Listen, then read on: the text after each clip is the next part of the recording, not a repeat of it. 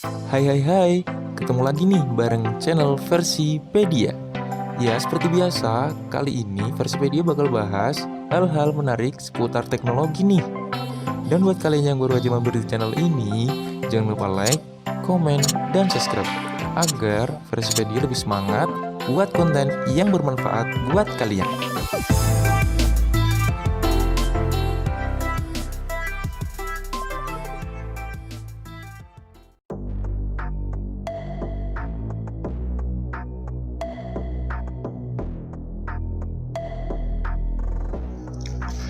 Ya, kali ini Versipedia bakal bahas tentang konflik antara dua negara yang sangat trending di dunia.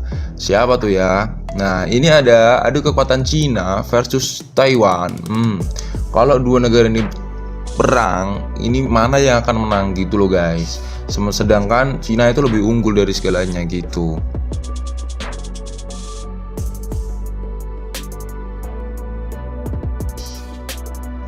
Jika dibandingkan dengan kekuatan militernya, Cina jelas bukan tandingannya Taiwan. Negeri Panda memiliki jumlah tentara terbanyak di dunia, dan budget militernya hanya bisa ditandingi oleh Amerika Serikat. Tuh, bayangin, kalau jadi perang, Taiwan apa bisa gitu loh, ngimbangin kekuatan dari Cina gitu guys. Sementara itu, Taiwan dengan populasi penduduk hanya 23 juta jiwa, perekonomian dan kekuatan militernya sangat kecil dibandingkan Cina dan terus berada di bawah ancaman invasi. Tuh, jadi kasihan banget kan Taiwan.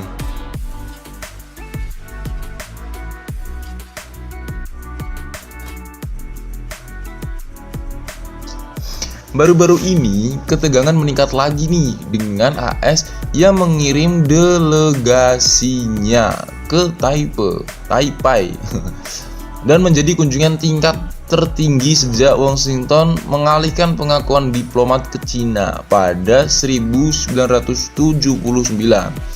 Lalu andai kata Taiwan dan Cina terlibat perang, bagaimana perbandingan kekuatan dua negara itu?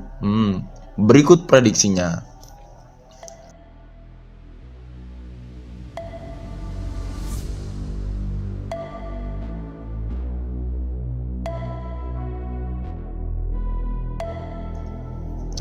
Oke, yang pertama, mengapa mereka bermusuhan? Nah, ini yang jadi tanda tanya besar nih. Kenapa mereka bisa musuhan gitu loh guys? Kan pada bingung kan?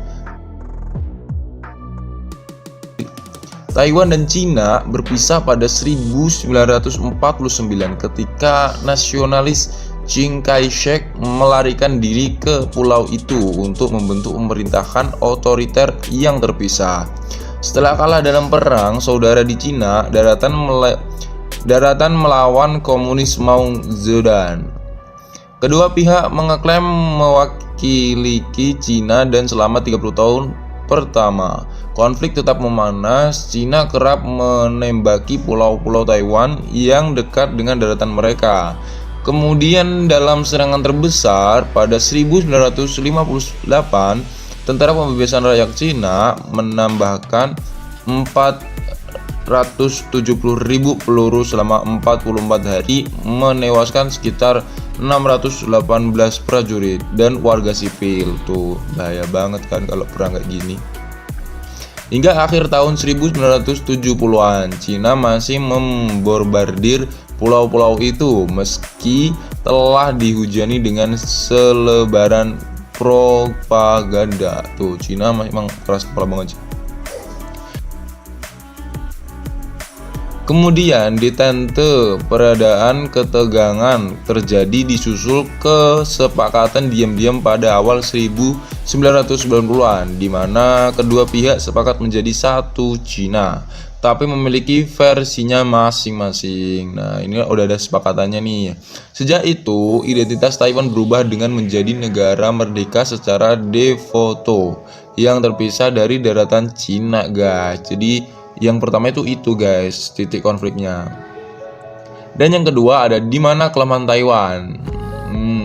Di mana ya kelemahan Taiwan? Dalam jumlah dana dan personel militer, jelas Taiwan sangat kerdil di hadapan Cina. Taiwan memiliki sekitar 215.000 tentara yang anggaran pertahanan sebesar 12 miliar dolar AS atau sekitar 176,8 triliun, kurs Rp 14.700 dolar AS. Banyak banget tuh. Dibandingkan dengan Cina yang memiliki sekitar 2 juta personel dan dukungan anggaran militer hingga 178 miliar dolar AS atau sekitar 2,62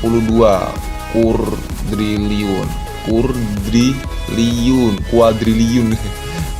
Uang apa tuh kuadriliun anjir. Kurs Rp 14,700 dolar AS. Nah, Cina juga memiliki senjata nuklir dengan persenjataan muntahir yang terus berkembang, termasuk jet tempur canggih, 2 kapal induk, dan banyak lagi yang sedang diproses. Tuh, emang unggul banget Cina kalau perang.